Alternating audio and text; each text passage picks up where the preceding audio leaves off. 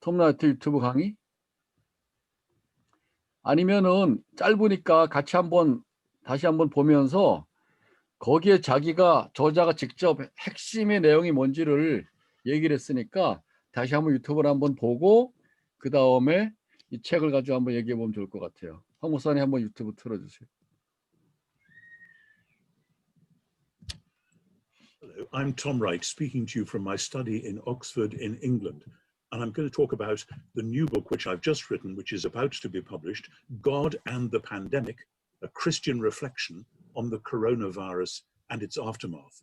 It's published by SPCK in London and by Zondervan in Grand Rapids in the United States.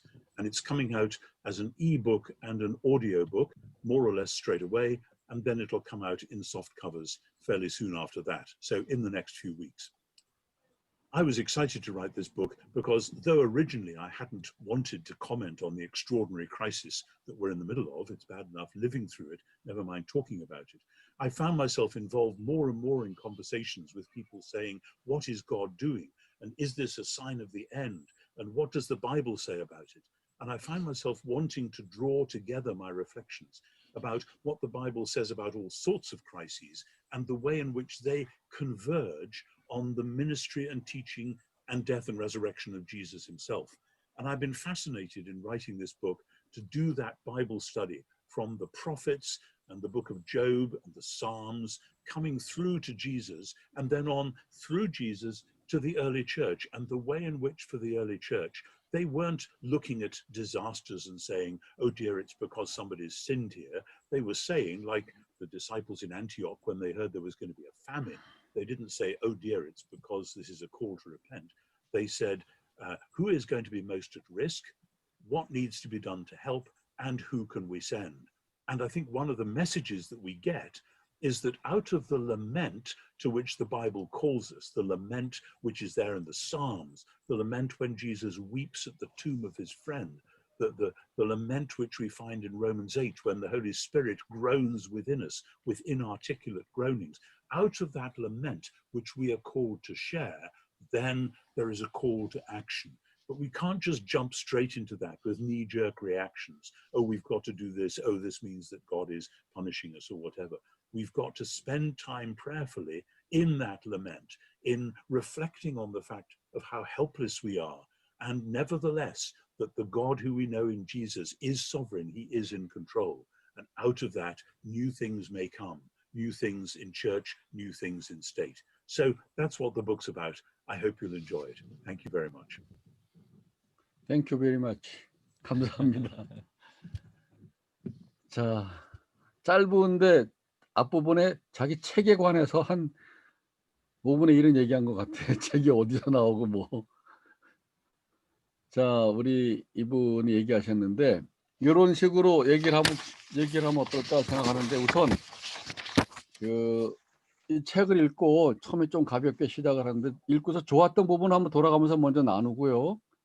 그 다음에 이제 이 책에서 좀 저자가 말하는 중요한 어떤 신학적 주제 가지고 좀 더 심도 있게 두 번째 좀 나누고 세 번째는 우리 한국교회 관점에서 그것이 주는 의미가 뭔지 또 적용할 수 있는 부분이 뭔지 또 톰 라이트 책에 대해서 비판적인 접근을 할 수도 있을 것 같고 그래서 처음에 우선 좀 이 책을 읽으면서 각자에게 난 이런 부분이 좋았다 그런 부분을 먼저 좀 한번 배운 거 깨달은 점 같이 나누고 싶은 거고 한번 좀 우리 황 목사님부터 한번 해봅시다 순서대로. 제가 먼저 나눌까요? 네. 아까 교수님도 잠깐 언급하신 것처럼 이 책에서 예를 들면 이제 톰 라이트가 하는 이야기가 왜라는 질문에 대한 답을 찾기보다는 무엇이라는 그 질문에 대한 답이 필요하지 않은가 이런 이야기 또 사람들이 이런 재앙이 있을 때 전통적으로 다른 사람의 잘못으로 자꾸 접근을 하는데 그런 것을 먼저 이야기하기 전에 지금 현재 이제 예수님 표징으로서 예수님의 현재 복음의 현재성에 대한 부분이죠. 그렇게 접근하는 톰 라이트의 방식에 있어서 좀 새로웠고요.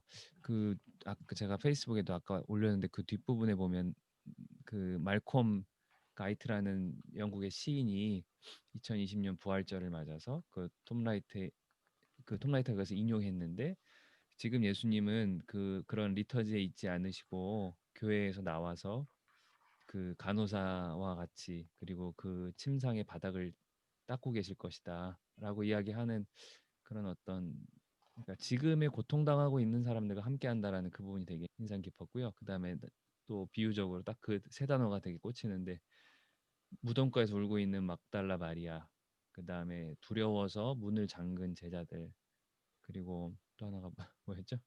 그 세 가지가 있었는데 하나 의심 많은 도마에 대해서 근데 지금 코로나 상황이 딱 우리가 그러고 그렇지 않냐. 이걸 극복하는 방법은 지금의 예수 그리스도의 부활이다. 이렇게 이야기 풀어가는 게요. 좀 위안도 되고 좀 뭐를 좀 잡고 가야 될지 어렴풋하게 좀 이렇게 좀 격려 받을 수 있었던 것 같습니다. 네. 그렇습니다. 또 김덕서 목사님은? 네. 저도 이제 책을 읽다가 92쪽인데 그걸 체크해서 읽다가 말씀드려야 되는데 톰 라이트가 다 얘기해 버려 가지고요. 그 이유보다는 왜보다는 이제 무엇을 이제 이 부분이 여기 한번 정리가 되어 있더라고요. 그래서 이제 이건가 하고 이제 말씀 나누려고 좀 했는데 보통 이제 성경이든 우리 뭐 일반적인 기복적 신앙이든 다 그 인과응보에 대해서 우리가 자꾸 가잖아요. 좀 그리고 저도 이제 기본적으로는 어떤 문제가 생기면은 이제 저를 돌아보고 성찰하고 하는 거를 아주 자연스럽게 하는 것 같아요. 그런데 이제 이분이 그 함정에 빠지지 말고 그 함정에 나와서 어차피 우리는 연약한 존재니까 연약한 존재임에도 불구하고 그리스도인으로서 어떻게 살아갈 것이냐 하면서 오히려 봉사적 삶을 이야기해 주는 걸 보고 제가 좀 문득문득 들었던 생각하고 좀 많은 이야기를 해주신 것 같아가지고 좀 공감이 많이 됐습니다. 앞부분에는 좀 이제 뭐 구약부터 신약부터 이제 성경을 쭉 훑어오길래 좀 무난한 이야기 아닌가 하다가 이제 뒤에서 이제 본질적인 핵심을 이야기해 주셔가지고 공감을 많이 하게 됐습니다. 예, 이상입니다. 예. 네, 조은하 교수님.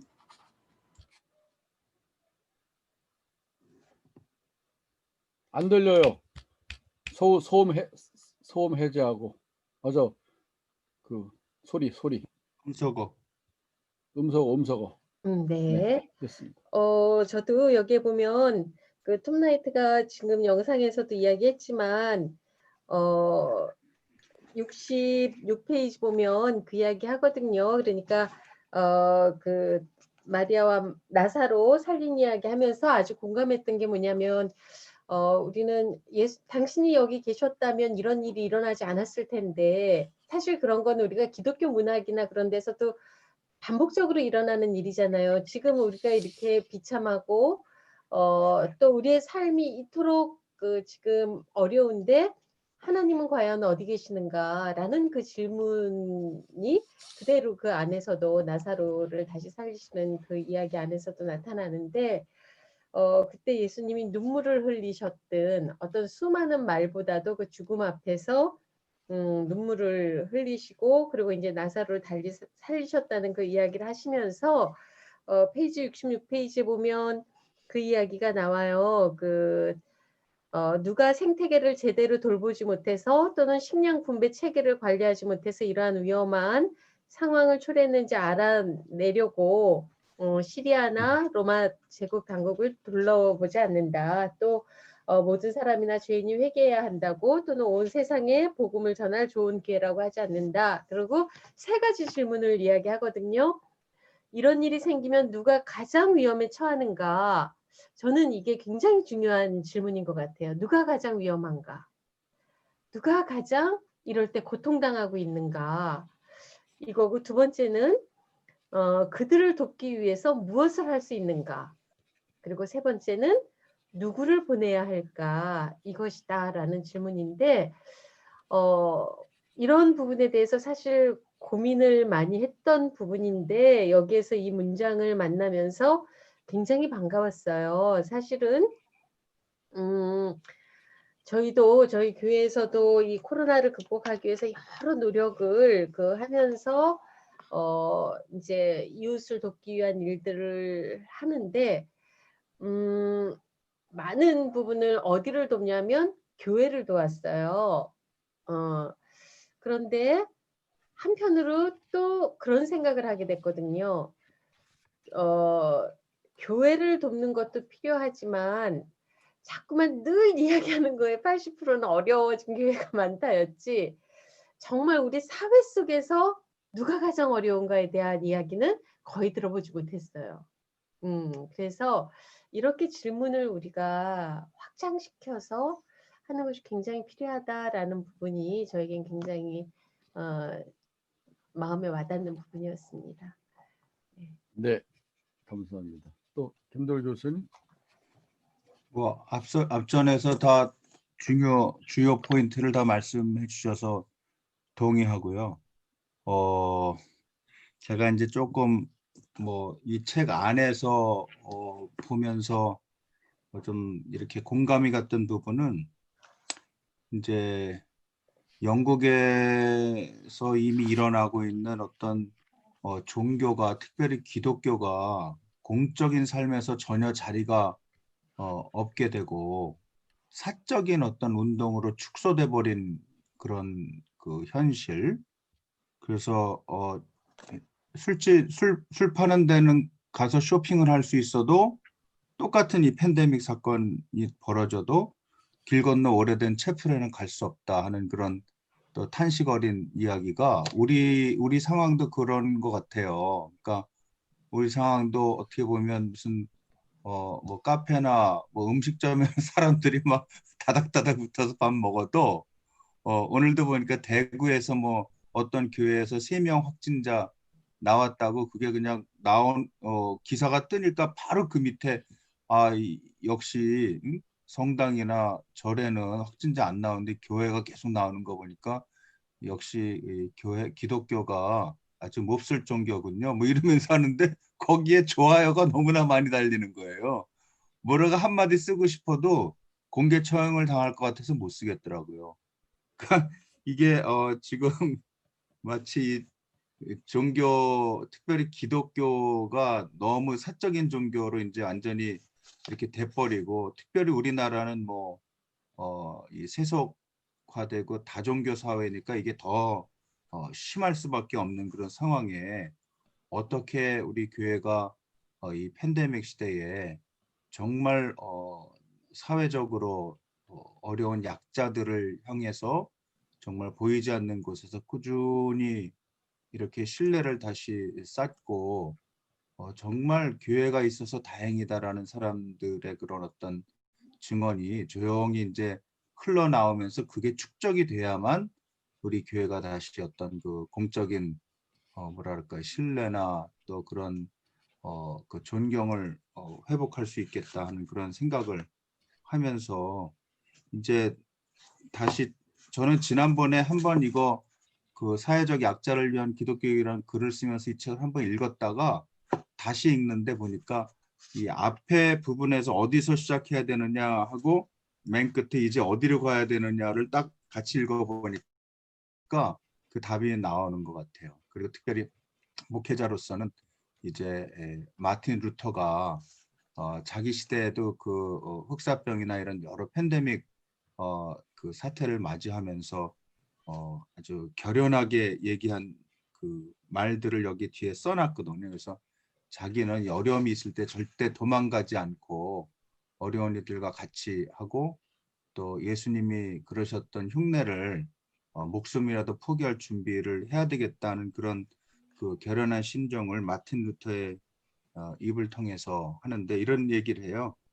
도망치는 것이 아니라 자리를 지키고 돕는 것이 자기가 할 일이다. 또 기독교인들, 특별히 이런 목사의 할 일이다라고 이렇게 얘기하는, 그것이 어떻게 보면 그냥 이걸 객관적으로 공부하는 것으로 끝나지 않고 내면화시키면서 실천적인 기독교인의 자세를 이렇게 얘기해 주는 것 같아서, 한편으로는 위로도 받고 또 한편으로는 이제 도움도 받는 그런 계기가 되었습니다. 네, 감사합니다. 또 우리 현기철 목사님. 음소거 해제해 주시고. 음소거. 네. 네. 교수님, 일단 저는 목사는 아니고요. 죄송합니다. 그럼 얼굴이 선생님이라고 부를게. 한기조 선생님. 목사가 얼굴이 생겨서 좀 민가민가했어. 네. 너무 네, 환영합니다. 난 일단은 그러지 않아도 우린 전부 목사들만 모이나 지금 그러고 있었는데 목사가 아닌 분이 아, 없어서 너무 환영해요. 네. 목사님보다 네. 더 목사 같아요. 아닙니다. 그러면 아, 망하는 길인데 이거.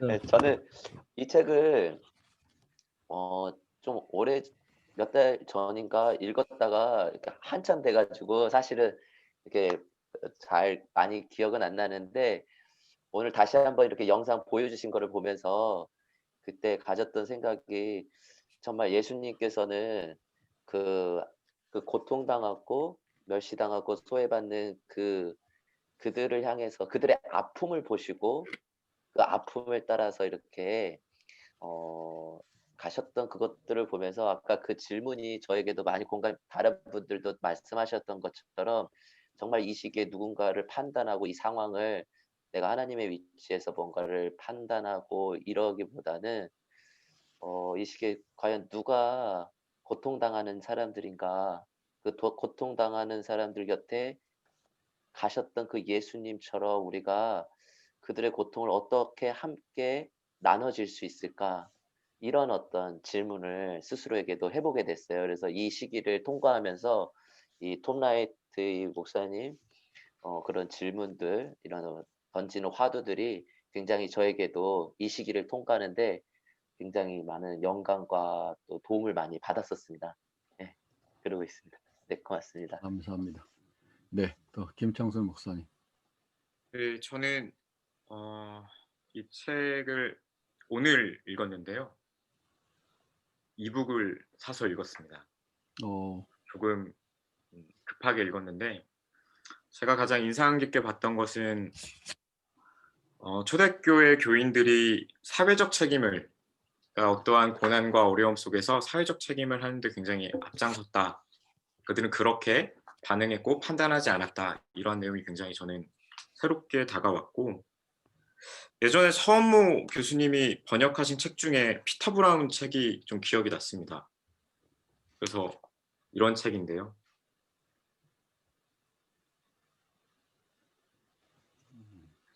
그러니까 초대교회 감독들의 카리스마가 어떤 성령의 은사의 카리스마가 아니라 가난한 자들에 대한 돌봄, 책임에서부터 생겨났다라는 주장을 하는 책이었는데요. 좀 그런 내용들이 이렇게 떠오르면서 오늘날의 교회가 가져야 될 카리스마가 뭔가, 이런 생각을 좀 해보면서 좀 많은 생각들을 좀 하게 됐습니다. 네, 감사합니다. 저는 요새 그 한국 교회가 너무 구속 신앙을 강조하면서 구속 신앙을 도피적으로 강조하다 보니까 내세 중심적인 신앙관을 강조해서 교회가 마치 천당 가기 위해서 기다리고 있는 대기소 같은 이제 그런 상황을 탈피하려고 하다 보니 톰 라이트 이것이 복음이다에서도 복음의 현재성을 강조하고 여기서도 현재성을 강조하고 지금 이제 이런 부분이 되게 이제 다시 확인을 하게 됐는데, 그러다가 여기 딱 41페이지에 예수님의 표적을 하나의 새로운 창조라고 말하는 거에 이제 눈이 확 띄었어요. 우리는 예수님도 너무 구속주 관점에서 읽잖아요. 그러니까 바울 서신은 좀 그런 의미가 있다고 하더라도 복음서에 묘사되어 있는 예수님의 모습은 오늘날 우리가 그의 몸으로 살아가야 될 교회의 현재적인 모습이어야 하는데도 불구하고 예수님을 계속 구주로 읽다 보니까 창조 타락, 그다음에 뭐 완성 이런 도식으로 읽다 보니까 창조 세계가 너무 약해, 한국 교회는. 근데 톰 라이트는 되게 의도적으로 그 부분을 많이 강조하는 것처럼 보이더라고, 다른 책에서도. 여기서도 물로 포도주를 만들고 병자를 고치고 굶주린 자에게 음식을 주고 눈먼 자를 보게 하고 죽은 자를 살리시고, 이런 복음서에 나와 있는 표적을 구원 차원에서 얘기를 하지 않고 창조 차원에서 얘기를 하는 게 저한테는 이제 되게 좋았어요. 왜냐하면 하나님은 구원 아들을 통해서 세상을 구원하시지만 여전히 한 번의 창조로 창세기 사건으로 끝나는 게 아니라 여전히 세계 속에서의 창조 행위를 행하시는데 그럼에도 불구하고 우리는 창조 행위를 뭐로 설명해야 될까 이제 그 고민이었거든요 요새. 근데 예수님의 표적을 구원이 아니라 창조 신학에서 설명하면서 이제 오병이어라든가 뭐 이런 거 전부 다 이게 하나의 창조일 수 있겠구나. 현실 안에서 우리가 살고 있는 필요세계 안에서 그런 점에서 이제 너무 쉽게 도피성 발언을 도피적인 구원론을 갖게 되니까 현실 세계에서 직면하고 있는 고난의 문제를 해석할 수 있는 신학적 언어가 너무 부족해 한국 교회.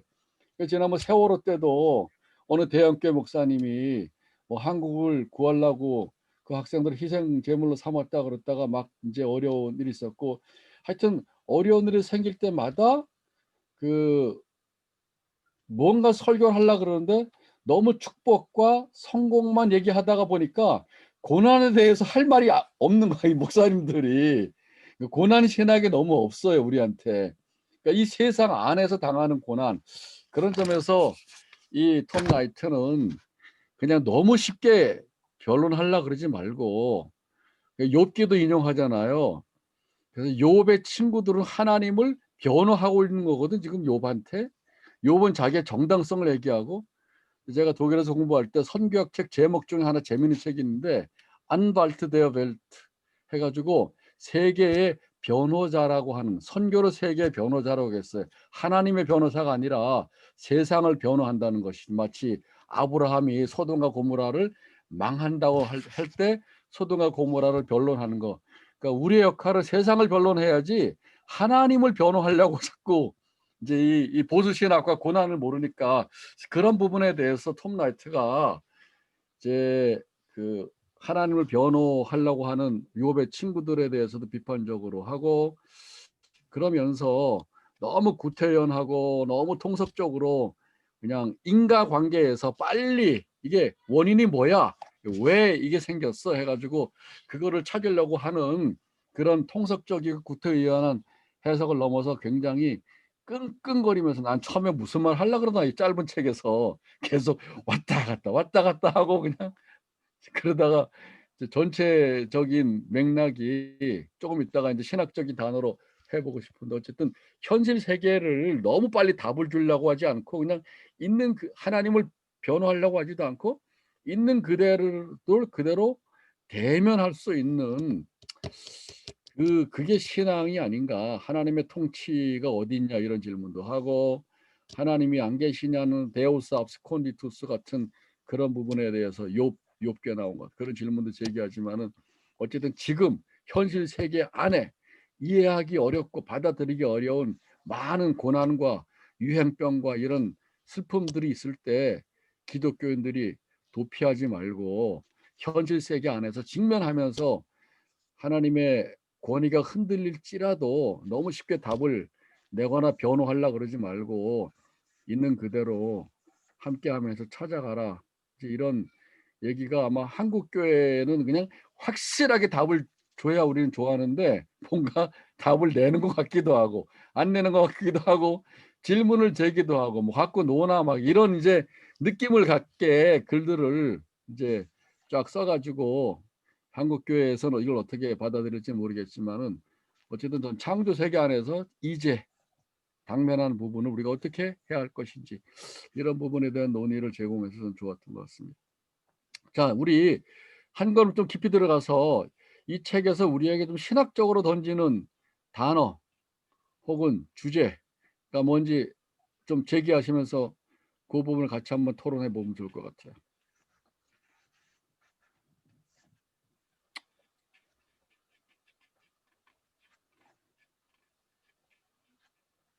누가 한번 제기해 보시죠.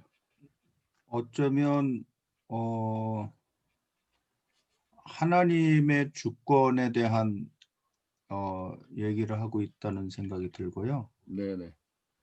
또 하나님은 온 그 세상, 온 우주의 주인으로서 믿는 사람, 안 믿는 사람까지 다 통치하고 계시는데 우리는 너무 이제 그 뭐랄까 질투랄까요? 하나님이 예수를 안 믿는 사람도 사랑하시는 거에 대한 그런 제 속상한 마음에 자꾸 하나님은 우리 하나님이라고만 자꾸 얘기하는 거에 대한 팬데믹 시대에 가져야 될 우리의 뭐랄까 반응이랄까 시각이랄까 그 하나님 주권을 생각하면 우리가 그렇게 뭐 이게 어디서부터 나온 거고 누가 이거 잘못한 거고 이렇게 얘기하지 않을 수 있다는 거죠. 오히려 네. 하나님 다 사랑하시기 때문에 그런 어떤 주권에 대한 얘기가 아닌가 하는 생각도 해봤어요. 네. 근데 그 주권과 하나님 통치가 우리가 기대하는 것처럼 뭔가 싹 해결해 줘야 되는데 마치 하나님이 안 계신 것처럼 보이는 팬데믹 상황 속에서 그런 상황 속에서 하나님의 주권과 통치를 우리가 어떻게 이해하고 그리스도인들이 그럼에도 불구하고 하나님을 믿으면서 이 팬데믹을 대면할 수 있을까? 이런 질문들을 많이 제기하는 것 같아요. 또 저는 책을 읽으면서 조금 이제 좀 혼돈스럽고 고민이 되는 거는 그 앞에서도 이제 이야기하지만 마치 이 코로나 시대가 그래서 어떤 생태적 위기와 같은 전혀 이 코로나 시대와 연관 없는, 그러니까 아니면 어떤 논리적 비약으로 보인다. 이제 앞에 그런 얘기들을 좀 썼던 것 같은데, 그러니까 여기서 이야기하려고 했던 것은 왜에 대한 질문을 던지지 말고 지금 고통당하는 현 상황에 좀 집중할 것을 이야기하는데 여전히 좀 저는 고민이 되는 것 같긴 하더라고요. 본인도 이야기하지만 바벨론 포로 같은 경우는 명백한 어떤 이스라엘의 잘못에 대한 어떤 하나님의 심판에 대한 부분도 있는데, 그러면 지금 이 코로나를 그 마치 애굽의 포로로 가 있었던 애굽의 노예로 있었던 요셉의 후손들과 같은 것으로 봐야 될지 아니면 바벨론 포로처럼 봐야 될지, 그러니까 어떻게 지금 이제 이것에 대해서 죄의 심판이 아니냐라고 또 이야기할 수 있는가라는 혼란도 생기고, 저는 이제 저도 책을 보면서 코로나에 대해서 저에 대한 생각은 하나님이 만드신 이 피조 세계에 대한 인간의 탐욕의 결과라는 부분도 있다고 생각을 했는데, 그냥 이 책을 보면 마치 이제 그것에 대해서는 뭔가 그러니까 연관성이 좀 떨어지는, 그것에 대한 질문보다는 지금 벌어지는 이 현 상황에서 고통당하는 사람들에게 좀 더 관심을 갖는 이야기인 것 같아서 저는 조금 이제 혼란스럽더라고요. 그래서 오히려 지금 그리스도인이 그래서 피조 세계에 더 관심을 갖고 욕심을 버려야 한다 이렇게 좀 이야기를 해왔던 것 같은데 스스로 제가 좀 해결이 안 되는 질문이 생긴 것 같아서 한번 좀 그런 의견을 듣고 부분들은 싶습니다. 좀 질문을 제기한 것이 사실은 뭐 의료적인 차원이나 그런 부분은 자기는 그 부분의 전문가가 아니기 때문에 뭐라고 말하기 어렵다. 네네. 그렇지만 우리는 어쨌든 그 질문을 제기할 수 있을 것 같고 여기서 톰 라이트는 그 질문을 깊이 다루진 않은 것 같아요. 네. 조은하 교수님 음소거 해제하시고. 네, 됐습니다. 저는 이거 톰 라이트 지금 말씀하신 것과 연계해서 무슨 생각을 했냐면 이게 6월 달에 나왔잖아요. 6월 달에. 그러니까 아마 6월 19일인가 그때가 미국에서도 2차 팬데믹이 또 아주 그냥 심각해졌던 그런 때였어요. 지금 또 유럽도 또 오늘 보니까 뭐 프랑스 봉쇄한다 뭐 이런 이야기도 나오고 그러는데 저는 그런 느낌으로 읽었거든요. 물론 지금 우리가 해야 될 지금 시점에서 우리나라 같은 상황에서 지금 이제 해야 될 일들은 황 목사님 이야기한 것처럼 이게 왜 이렇게 발생했는가, 생태계 문제라든가 이런 것들에 대해서 우리는 지금은 서로 답을 해야 되는 때가 왔다고 생각을 해요. 그런데 마치 코로나가 처음 일어났을 때 우리나라도 그렇고 좀 이렇게 사회적인 분위기가 이게 중국에서 왔느니 뭐 했느니 하면서 불난 집에 누가 불을 질렀느냐 이거에 집중하고 있고, 거기서 죽어가는 사람들, 거기에서 고통받고 지금 우리가 당면하게 이 일을 해결해야 되는 것들에 대해서는 많은 부분 저는 초점이 안 갔기 때문에 시기적으로 저는, 그러니까 이분이 처음에 아까도 이야기하잖아요. 이런 글을 이 시점에서 쓰게 돼서 내가 이 책이 나오게 됐다라고 이야기를 하는데, 만약 2차적인 책이 나온다라면 그 부분을 조금 더 다루어야 되지 않을까 하는 생각이 들고, 제가 이 톰라이트 이야기하면서 아까 우리 김창순 목사님 이 카리스마, 책임의 카리스마라는 이야기를 하셨는데 저는 그런 카리스마라는 측면을 애통함의 카리스마. 왜냐면 여기에서도 그 이야기를 하거든요. 이제 116페이지도 보면 예수의 제자가 되라는 부르심은 잠긴 문 안에서 눈물로 자신과 세상의 의심에 맞서 하나님 나라의 표적을 드러내는 자가 되라는 부르심이다라는 이야기를 하면서 우리가 아픈 사람을 치료하고 굶주린 사람에게 먹을 것을 주는 등 예수님의 표적처럼 새로운 창조를 말해주는 표지관을 세워야 된다. 그래서 또 이제 중간중간 보면 애통하는 자를 부르셨다라는 그런 이야기들을 해서 사실 우리가 요즘에 우리 사회를 보면 너무나 그 기가 막힌 일에서도 악의 싸움을 하는 것들만 많이 우리 앞에 보여주지 정말 눈물을 흘리고 애통해하고 예수님이 나사로의 무덤 앞에서 울었던 그러한 모습들을 우리가 가지고 있는가 하는 것들을 좀 보게 되었어요. 그래서 제가 아주 인상적인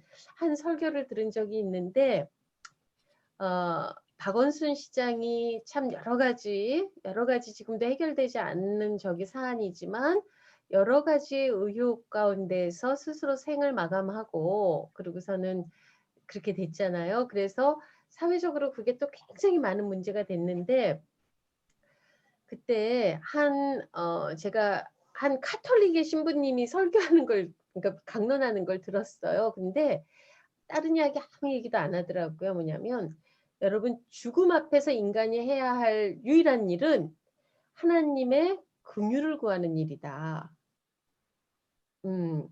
여러분들 이렇다 저렇다 하기 전에 죽음 앞에서는 그 사람의 죽음이 도둑의 죽음이든 누구의 죽음이든 하나님의 긍휼을 구하는 자가 되라라는 이야기를 하시는데 제가 좀 그래 지금 우리가 알 수 없는 일에 대해서 왈가왈부하면서 죽음까지도 훼손하는 그러한 일들을 하는 게 아니라 일단은 긍휼을 구하는 게 시급하구나라는 생각을 했던 적이 있는데 톰라이트 안에서도 그런 모습이 좀 보이는 것 같다는 생각을 했습니다. 네. 네. 그 지금 조은하 교수님 말씀하신 이 책에 제가 볼 때 책의 전체 핵심적인 부분 그래서 결국은 어떻게 되냐라고 할 때 그 애통, 탄식이 이 톰라이트가 제시하는 기독교인의 태도라고 제기하고 있잖아요. 여기서 보면 그 부분에 대해서 우리가 같이 공동으로 좀 더 얘기해 보면 좋을 것 같은데 저는 세월호도 떠오르더라고. 세월호 사건 났을 때 누구 책임이냐를 계속 말하고 엄청 격렬하게 막 서로 좌우로 나눠져 가지고 토론하면서 정말 당사자에 대해서 가족에 대해서 탄식하거나 애통하는 마음이 없고 전부 정치적으로 보수든 진보든 간에 그렇게 해석을 하는 모습을 봤는데 이분은 시편의 얘기도 나오고 예수님의 얘기도 나오고 그 애통이라고 하는 그 단어를 오늘날 우리는 너무 잃어버렸고 하나님의 통치를 너무 세속적인 권위나 권력, 지배 같은 걸로 해석을 하고 또 한국 교회는 성장하면서 기복신앙으로 해서 그러니까 애통을 받아야 될 사람들은 교회에서는 사실은 소외되거나 배제되고 또 그것을 당한 사람들과 한국 교회는 애통을 못 느껴요. 그래서 나 그 애통에 대한 얘기를 톰라이트 얘기와 또 여러분들이 평소에 가지고 있는 얘기 그걸 세상이 직면하고 있는 어려움, 팬데믹, 세월호 이런 부분에 대해서 한국 교회는 어떻게 해야 되는지 같이 엮어서 좀 얘기해 보면 어떨까? 좀 더 깊이 있게 애통에 대해서, 탄식에 대해서 그렇게 생각합니다. 괜찮아요? 이거 좀 깊이 있게 이게 이분이 제시한 핵심적인 단어 개념이니까 우리 김동석 목사님 한번 좀 평소에 생각하고 있는 거하고 이 여기서 얘기하고 있는 애통 탄식에 대해서. 세월호는 이제 저한테도 굉장히 의미가 있는 게 거기 이제 대책위원장하고 있었던 유경근이 저희 신학과 동기입니다.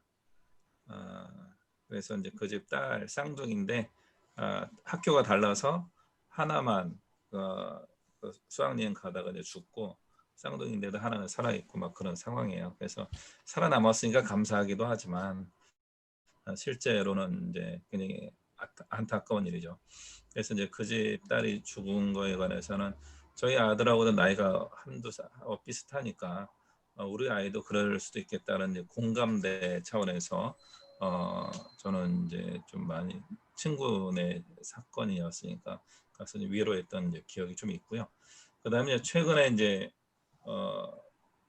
남아프리카 공화국에서 이제 투투 주교의 이야기를 잠깐 또 들었어요. 그래서 이제 백인들의 억압에 의해서 흑인들이 고통을 많이 당했는데 이제 정권이 바뀌잖아요. 정권이 바뀌었을 때 백인들은 이제 자기들 보복을 당할까 봐 두렵고 새로 이제 만델라를 비롯한 이제 투투 주교 이런 사람들은 국가를 이제 보복으로 가지 않고 화해를 하는 쪽으로 가고 싶은데 과거의 고통을 묻어두고 갈 수는 없고 투투 주교가 이제 제안했던 거는 그냥 고통을 있는 그대로 다 끌어내 가지고 아 그때 그랬지라고 하면서 그러니까 일종의 이유를 알아가려고 한 거지만 이유보다는 팩트를 경험하게 함으로써 가해자와 피해자가 같이 완벽하지는 않지만 이제 그 화해를 유사한 화해를 이제 경험했던 것들이 이제 투투 주교가 했던 일이다. 이제 그런 그걸 이제 최근에 좀 봤습니다. 그러면서 이제 오늘 이제 이번 톰 라이트의 이제 글을 읽으면서도 애통하는 이야기, 로마서에 나오는 피조물이 애통하는 이야기 하면서 거기에 이면에는 하나님이 계시다라고 하면서 또 유명한 구절 성령이 우리 안에서 말할 수 없는 탄식으로 우리를 위하여 기도해 주시는 것처럼 할 때 저는 거기에 있는 이제 임마누엘 하나님이라는 개념이 여기서 일치되지 않는가. 그러니까 하나님이 우리와 함께 하시고 우리 안에 계시는 하나님이 하나님의 마음을 우리로 하여금 느끼게 하시고 나를 위하여 애통하시는 그 하나님이 다른 피조물, 다른 인간과 사회와 다른 존재를 향해 똑같이 애통하고 계시는데 나도 그 하나님의 마음을 품고서 같이 애통할 수 있다면 그것이 바로 우리 기독교적 애통의 마음이 아닌가 이제 그런 생각을 좀 해봤습니다. 네, 네, 감사합니다. 또 다른 분이 애통, 탄식 관점에서 이제 이 팬데믹이나 세상에 예기치 않은 어려움과 불행에 대한 얘기를 했는데 어떻게 이해하고 계시고 또 말씀하실지 한번.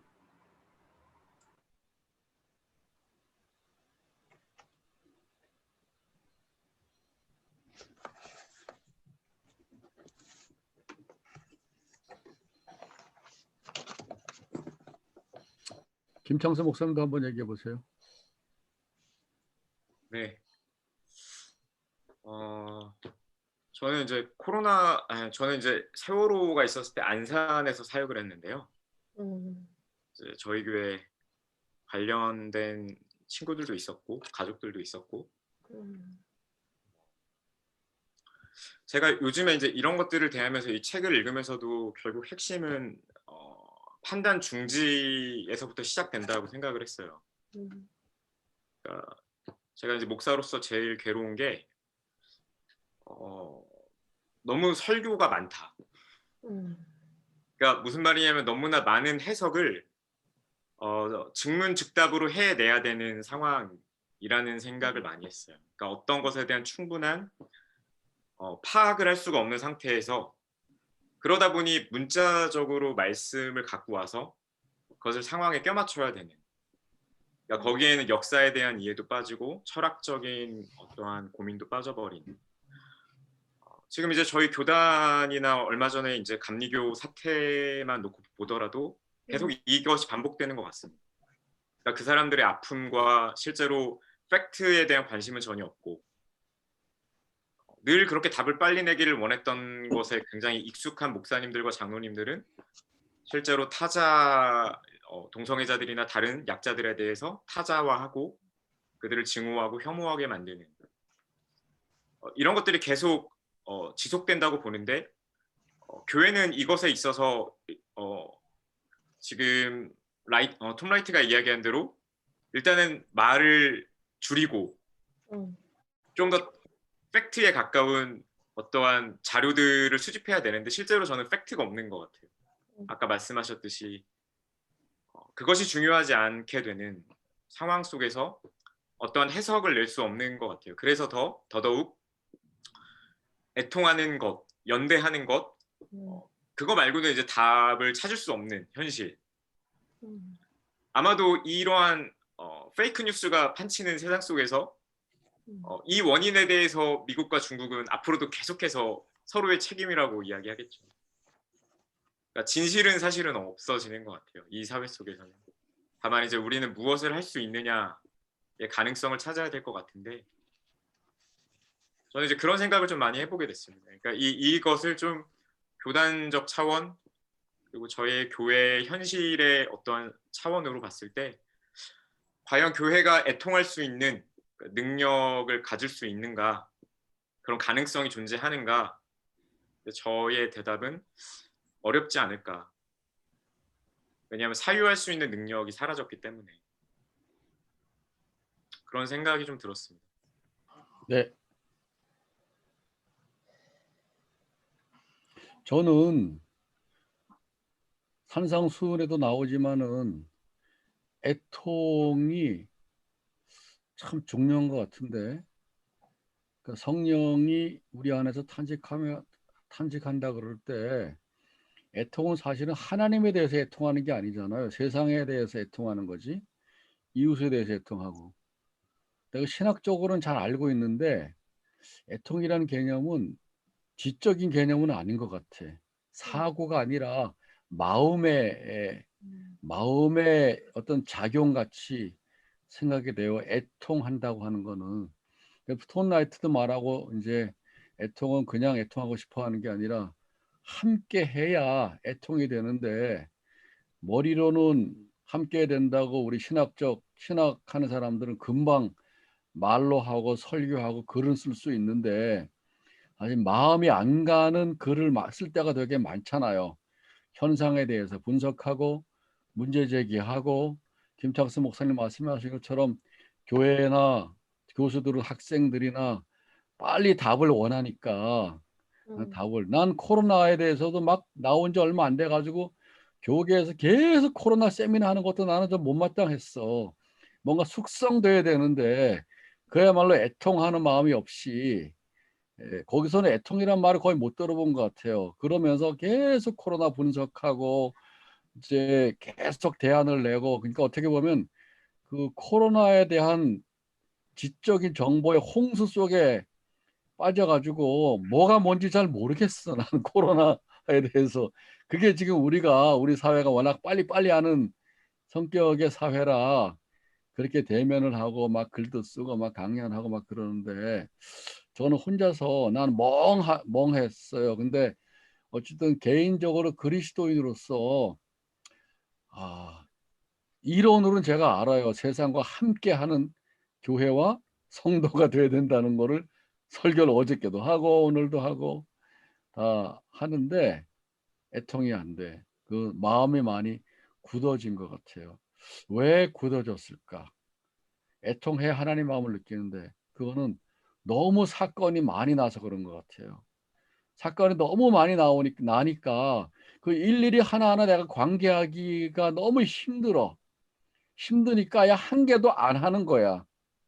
어떤 거 하나도 관계를 그걸 하려면 일일이 다 해야 되는데 다 할 수 없으니까 하나도 안 하고 아침에 뉴스를 보면 엄청난 일들이 막 파바바박 지나가는데 그걸 일일이 진정성 있게 제가 진정성이라는 말을 참 좋아해서 많이 쓰는데 진정성 있게 대면을 못하니까 애통이라고 하는 것이 너무 그리스도인에게 중요하고 함께 된다는 얘기를 하지만 사실 저 자신을 들여다보면 진짜 함께 애통하는 마음이 생기기보다는 신학적으로 사고하고 정리해서 글을 쓰거나 얘기하는 쪽에 더 민첩하게 나가는 걸 느껴요. 탄식하고 애통하는 게 너무 힘들다 저는 그렇게 생각해요. 그 길이 맞긴 맞는데 개인적으로 그렇습니다. 요즘은 무관심 내지는 무시하는 사건이 터져도 무시 내지는 무관심해야 또 이렇게 정신적으로 견딜 수 있는 시대가 돼버렸고, 또 이런 지난번에 우리 교단에서 그 대전신학교 계시던 그 교수님이 이제 면직됐잖아요. 허허이. 네, 허익 교수님. 근데 그것도 사실 말도 안 되는 일인데, 그런 일들이 막 벌어지고, 이 디지털 문화가 이 우리 맨날 핸드폰을 들고 그냥 끼고 살다 보니까 너무 많은 뉴스에 노출이 돼가지고, 뭐 하나 생각하려고 그러면 또 다른 거 터지고, 뭐 이명박 터지고, 뭐 계속 뭐 이런 식으로 나가니까, 어휴, 머리 아파. 이렇게 되는 경우가 많은 것 같고요. 여기 톰 라이트가 처음 글 시작할 때 그들이 유대인들에게 왔을 때 난 아무것도 하지 않았다 이러면서 시작하는 그 예화 있잖아요. 그 스토리. 아무것도 계속 그 가톨릭 신자들이 당할 때 아무것도 안 했는데 마침내 그들이 내게 왔을 때 나를 도와줄 사람은 아무도 없었다. 네, 예. 이렇게 하는 그 스토리가 오늘날의 현실을 고스란히 보여주고 있는 것 같은 생각이 들어요. 그러니까 정말 어떻게 보면 막 계속 마음 아파하고 약자들을 위해서 뛰어다니는 사람들 몇 사람이 이렇게 하는 거 보면서 우리는 페이스북에서 수고 많이 하십니다. 좋아요. 이걸로 그냥 동참하고 마는 동참도 아니지 그거는 무슨 뭐 애통도 아니고 무슨 뭐 그냥 한 1초 정도 공감하고 마는 그런 문화 속에서 살고 있고 또 제 자신의 그 성찰적인 면에서 볼 때도 그런 저의 그 한계를 많이 보는데 여기 보면 유행병 시대 이 유행병 시대 하나님 어디 계시는가라는 질문에 톰 라이트가 치유와 소망을 주시려고 고통받고 죽어가시면서 최전선에 주님이 계신다. 이런 표현이 아마 애통하지 못하고 본인도 애통을 얘기하면서 본인도 사실은 이 고민이 있는 거죠. 이 어려움 당하는 이웃과 같이 연대하고 일단 같이 있어줘야 되는데 같이 있기는커녕 그냥 아유 참 안 됐다 그냥 그러고선 넘어가는 사실 허익 교수님의 명예 회복을 위해서 사실은 같이 해줘야 되는데 그것도 그냥 이렇게 무슨 뭐 태풍 지나가듯이 쑥 지나간 것처럼 지금 돼가는 모습이 너무나 안타깝고 또 어떻게 보면은 뭐 다른 사람의 책임이라고 할 수 없는 거죠. 저 자신도 같이 하지 못하고 그래도 얼굴은 아는 분인데 또 그분의 선함을 아는 느낌으로 알고 있는데 그런 게 오늘날의 이 현대에 정말 저를 비롯한 많은 사람들의 특별히 식자들의 어떻게 보면 뭐 진정성까지 얘기할 것도 없고 그냥 어디까지 관심을 가져야 되는지 그것도 문제인 것 같아요.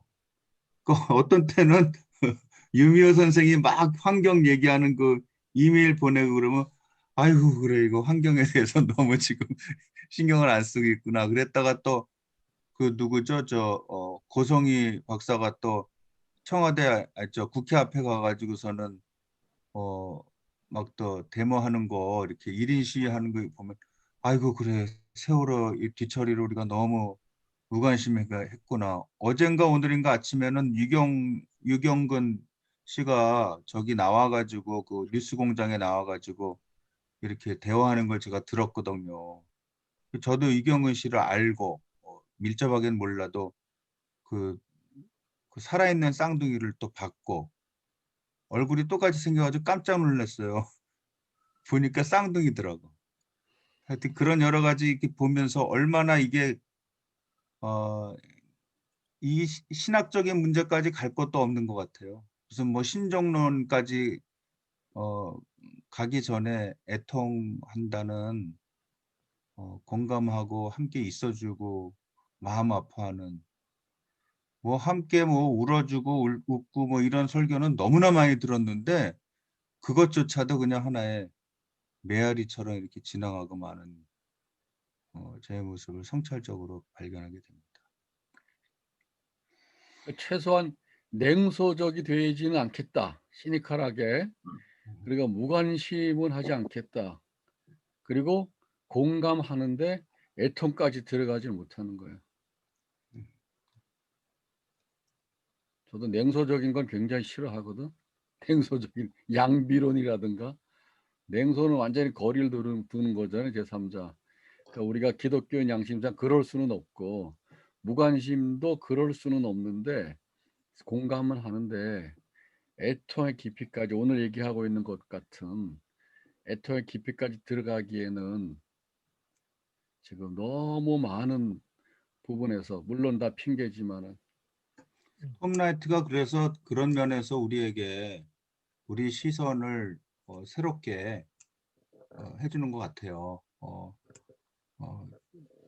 뭐가 어디서부터 시작해야 되느냐 해서 그러면 그다음에 우리가 뭘 해야 되느냐, 어떻게 해야 되느냐 이렇게 마무리하는 것처럼 시작점에서 또 중간 과정 또 끝으로 갈 때 신학 공부하는 우리들 또 이 기독교인인 우리들로서 처신해야 되는 가져야 될 생각에 대해서 좀 웨이크업 콜 같아요. 네.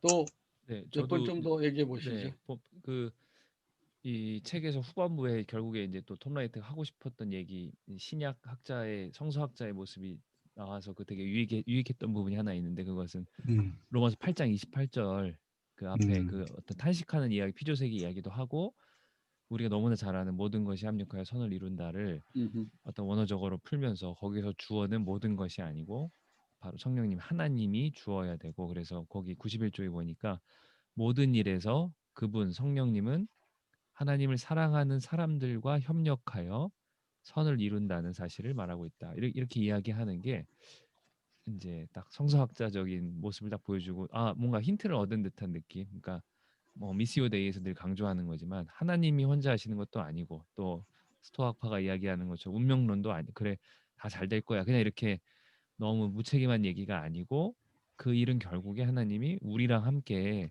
그 회복 사역을 이뤄 가신다라는 부분인데 저도 이제 양평에서 목회를 하면서 사실은 이게 너무 팬데믹이라는 말이 맞는 것 같습니다. 어찌할 바를 모르는 거죠. 그러니까 저희야 뭐 가늘고 길게 영업을 하니까 뭐 수익이 크게 나지 않아도 뭐 있지만 뭐 양평 저희 주변만 해도 제가 자주 가던 뭐 커피숍이나 유명한 집들인데 매출도 괜찮은 집들이었거든요. 근데 다 문을 닫았어요. 현실적으로. 그러니까 자영업자가 또 한국은 비정상적으로 다른 나라에 비해서 훨씬 많은 퍼센테이지인데 뭐 거의 다 문을 닫고 또 교육 전도사님이나 또 사역하시는 젊은 목사님들에게는 6월에 좀 충격적인 사건은 오렌지 애들하고 현수막을 만드는 한국 교회의 거의 대부분의 현수막을 만드는 업체가 있거든요. 근데 거기도 많이 폐업을 했습니다. 보니까 교회들이 행사를 안 하니까 거의 대부분 거기서 뭐 썼는데 예를 들자면 그러니까 너무 이게 너무 크게 다가오니까 현실에 저도 당위성은 아는데 현실적으로 그러면 예를 들어 공명교회가 양평에서 어떻게 통일할까 주변의 사람들과 할 때 좀 막막한 거예요. 뭐 뭔가 뭐 재정적 지원을 할 수 있는 건 함께 뭐 이렇게 마음적으로 애통해야 할 수는 있겠지만 아직도 좀 잘 모르겠고 좀 막연하고 너무나 그런 일들이 크게 다가오니까 좀 여전히 좀 혼란스러운 부분이 있는 것 같습니다.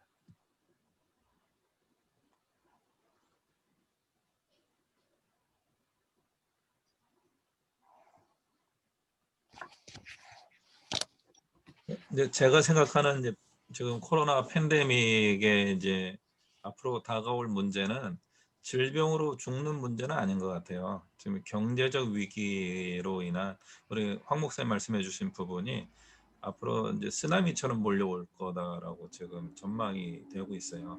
그래서 이제 일단 경제학자들의 의견들이 이제 좀 그렇게 가고 있고, 거기에다가 지금 이제 하나 같이 터지게 될 상황이 무언가 하면은 뭐죠? 그 뭐 4차 산업혁명 AI 이게 되면 이제 노동 시장이 벌써 이제 그게 벌써 2, 3년 전에 이제 예측됐던 일인데 팬데믹 때문에 이게 급속도로 진행되고 있는 상황이죠. 그래서 이것 때문에 또 호황을 누리는 분들도 없잖아 있지만 실제로는 전체적인 경기 위축으로 넘어갈 때 이게 이제 기독교적인 이슈가 될 거냐라고 할 때, 이 경제 문제를 우리 기독교가 좀 한번 관심을 가지면서 가야 되는 부분인 것 같아요. 예를 들어서 백신이 나와도 돈이 없으면은 이게 뭐 주사를 맞을 수가 없는 그런 이제 이게 극단적인 빈부격차, 이게 앞으로 다가올 위기인데 우리 교회가 이 부분을 좀 준비하지 않으면은 네, 좀 귀한 어떤 좋은 타이밍 이걸 좀 놓치게 되지 않을까. 그래서 여기에 대한 담론을 저희가 이런 이제 톰라이트처럼 어떤 신학적이고 어떤 전망을 좀 제시했다면은 구체적인 미니스트리로 넘어갈 때는 좀 이런 부분들을 좀 고려하면서 위로하고 애통하는 부분도 필요하지만 실제적으로 그들의 눈물을 씻어주고 할 수 있는 부분들이 제가 이제 성경에 가장 이상한 구절이 오병이어가 계속 나오는 거예요. 모든 복음서에서 오병이어가 계속 나오는 게 저는 굉장히 안 좋았거든요. 어릴 때는. 그런데 이제 지금 조금 생각하는 뭐냐면 일단은 밥을 먹이고 그 다음에 복음을 전하는 것이 어떤 예수님의 방법이었다라고 본다면 우리가 급한 불을 먼저 끄고 그 다음에 복음을 생명을 구원하는 복음을 우리가 전하는 일을 다시 순서를 한 번쯤은 바꿔야 되는 그런 시점이 아닌가 이제 저는 좀 그런 생각을 좀 해봤습니다. 감사합니다. 오병이어는 지난주에 제가 동생 교회 가서 설교했는데 거기 결론이 보니까, 뭐예요? 아니 거기 보니까 세 가지 유형으로 제가 구분했는데 첫 번째 유형은 우리는 영적인 것에 관심이 있지 육적인 것에 관심이 없다. 제자들이 그러니까 말씀 듣다가 어두우니까 나가서 스스로 알아서 뭐 사 먹게 하라고. 두 번째는 객관적이고 합리적인데 계산적이어서 무능하다. 우리 할 수가 없다. 알긴 알겠는데 어떻게 해야 되는지. 근데 예수님을 보니까 그들을 바라보시고, 그게 되게 중요한 포인트예요. 바라보시고, 두 번째는 불쌍히 여기시고, 이게 애통이랑 비슷할 것 같은데, 그 다음에 갈 것 없다 너희가 주라. 그래서 깜짝 놀라는 사람에게 이제 예수님이, 이게 성경적 교에서도 중요한 원리로 제가 요새 얘기하는데, 없다고 생각하고 큰 거를 생각할 때 예수님은 가진 게 뭐냐, 떡 몇 개가 있는지 알아보라. 그래서 뭐 없는 걸 나눠주라고 하는 게 아니라 너희 가지고 있는 걸 발견하고 작고 소박한 것에서부터 시작, 그거를 하나님과 함께 하면은 하나님이 해결해 주신다. 네 힘으로 해결하는 게 아니라 너는 네가 가진 걸 발견하고 그거를 하나님과 함께 나눌 준비가 되어 있는 게 중요하다. 제가 그거를 이제 성경적 교회 살아 연구하다가 작은 교회들도 열심히 하고 있는데 그 원리가 뭘까 하다가 그 사례를 계속 보다가 갑자기 오병이어가 딱 떠올랐어요. 그래서 사례를 통해서 오병이어를 새롭게 보게 된 거지. 그래서 바라보고 불쌍히 여기고 그다음에 너희가 주라, 그리고 뭐 엄청난 게 아니라 없는 걸 가져오라 하는 게 아니라 몇 개가 있는지 가서 알아보라고 하는 거. 이게 이제 이게 우리가 세상을 섬기는 태도구나. 그러면서 제가 이런 얘기 덧붙였어요. 우리 너무 엄청나고 거창하고 멋있는 거를 생각하다가 한 걸음도 내딛지 않는다. 제가 그런지도 몰라. 그래서 설교는 그렇게 하는데 이제 그리고 사례에서도 그걸 발견했는데 그렇게 하고 있다는 거를 그렇지만은 나에게 오병이어가 뭔지 살펴보고.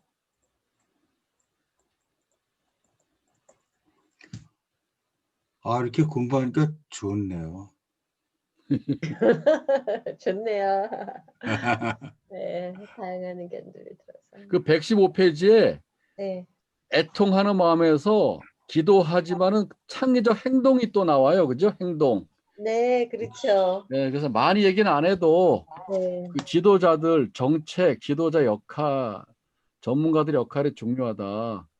굉장히 복음적으로 결론을 맺지만 애통하고 기도만 하고 있는 게 아니라 초대교회 교인들이 애통하면서 남들이 안 하는 그런 이제 창의적인 행동을 한 것처럼 우리도 그게 뭔지 아까도 그 말했지만 이제 새로운 것이 나온다. 그 다음에 애통해서 새로운 게 뭔지는 얘기를 안 했는데 이 책에서는 그 새로운 게 이제 창의적인 행동이고 그거는 뭐 어떤 몇 가지 내용으로 우리가 규정할 수는 없지만은 사람에 따라서 상황에 따라서 그야말로 오병이어 각자 가진 것을 발견하면서 그거를 나눌 때 우리가 뭐 세상의 문제를 다 해결을 못하고 한국의 문제를 다 해결을 못해도 적어도 내가 할 수 있는 일과 우리가 할 수 있는 일은 시작할 수 있지 않을까. 이제 저는 이렇게 해석할 수도 있는데 어쨌든 그 애통함과 창의적 행동을 연결해서 같이 얘기하고 있습니다. 네, 너무 좋고요. 그래서 거의 이제 거기에 말씀하신 대로 새로운 창조의 표지판을 세우라. 그러잖아요. 애통하는 마음으로 새로운 창조의 표지판을 세우라. 그 말씀이 바로 우리 김동석 목사님이 이야기했던 그러한 그 실천하고 연계되는 그런 부분인데 그거는 정말 상황에 따라서 강론적으로 우리가 고민해야 될 문제인 것 같은데요. 근데 여기에서 좀 책하고 관계없이 하나 제안해도 될까요? 네, 네. 네. 저희가 이제 연말이 다 됐고 다음 달에는 11월이고 그런데 네. 그동안 계속 한번 오프라인으로 독서 모임 하자고 그랬었는데 올 겨울에 우리 하고 그리고 계속 못했잖아요. 그런데 1단계니까 한 번은 오프라인에서 하는 것도 뭐 괜찮지 않을까 하는 생각도 있는데 어떠신지요? 굉장히 창의적인 제안입니다. 네. 다 우리 너무 보고 싶은 아니 얼굴들이에요. 아무도 생각을 못했는데 조 교수님은 역시 창의적으로. 그러면 그 이렇게 지금 사역하는 이야기도 우리 한기철 목사님 책도 좀 거기에서 우리가 좀 사인 받아서 사고 그리고 우리 김동석 목사님 저기도 좀 듣고 협동 맞아. 네, 공정무역 좋을 것 같아요. 네. 가회동에서 만납시다. 가회동. 네, 좋습니다. 가회동. 나는 어디 가서 봉사하자는 줄 알았는데 그냥 독서하자. 아니 무슨 생각이 났냐면 조은하 교수님 옛날에 기독교 교회학회 회장할 때 어디 갔냐면 그 약대동에 그 청소년 밥차 있잖아요. 심야식당.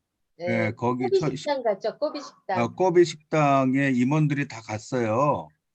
근데 그때가 겨울이었던 것 같아. 되게 추워가지고 겨울이요. 막 그냥 모자 뭐 옷 다 뒤집어 쓰고 근데 하여튼 아이들이 와가지고서는 그 심야에 와서 이제 뭐 오뎅국도 먹고 뭐 또 우리도 거기서 이제 뭐 국 퍼주면서 대화하면서 그렇게 뭐 그분들은 매달 하는 건데 우리는 어쩌다 한번 가가지고서는 참여하는데도 굉장히 큰 기쁨이 있더라고요.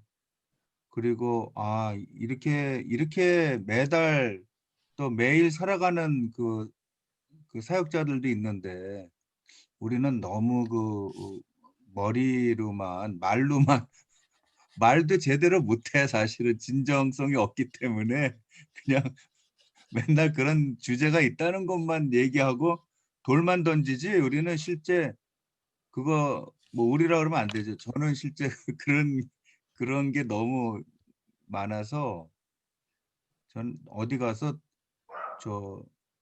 샌드위치라도 만들어주자 그럴 줄 알았는데 그냥 만나서 같이 책 읽자고요. 뭐 그것도 아니, 좋아요. 책 일단 읽는 게 아니라 같이 만나자는 거지 이제. 책도 읽지 말고. 연말 모임. 그것도 좋아요. 일단 좋습니다. 자꾸 만나야 또 새로운 게 창조되는 것 같아요. 그거는 조 교수님의 창의적인 제안은 우리가 한번 소장단을 의논해 가지고 단톡방에서 날짜를 몇 개를 이제 제안을 해서 다 모일 수 있는 시간으로 한번 하도록 하면 좋을 것 같습니다. 그건 나중에 단톡방에다가 우리가 올리도록 할게요. 이제 시간이 됐는데 마무리. 갑자기 이 애통과 창의적 행동으로 해서 이번에 책 결론인데 딱 전태일 씨가 떠오르네. 전태일. 그 상황이 굉장히 어려웠는데 전태일의 마음을 움직여서 행동으로 움직이게 한 거는 이제 전태일이 재단사가 됐으니까 자기는 사실은 괜찮은데 자기보다 어린 여공에 대한 애통하는 마음이 있어서 그 사람들의 문제를 해결하려고 애를 쓰다 결국은 목숨까지 이제 바치게 된 건데, 그러니까 그 애통하는 마음이 그렇게 집중하면 되는데 어쨌든 전태일 씨가 뭐 가타부타 할 것 없이 갑자기 전태일 씨가 떠올랐습니다. 애통하는 마음과 그다음에 그것을 남들이 상상도 못하는 행동으로 옮겨서 결국은 이제 중단 없는 전진의 분수령을 내서 서남도 교수 같은 분의 신학적 회개와 회심을 가져오게 되고 민중 신학이 사실은 시작하게 된 결정적인 계기를 전태일 씨가 만들어낸 거잖아요. 애통, 탄식.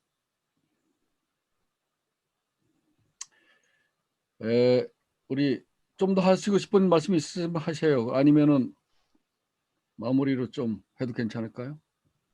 네. 그러면 우리 김창순 목사님이 한번 마무리 기도를 한번 해주시고 오늘 독서 모임을 마치도록 하겠습니다. 여기서도 기도를 하게 될 줄은 몰랐네요.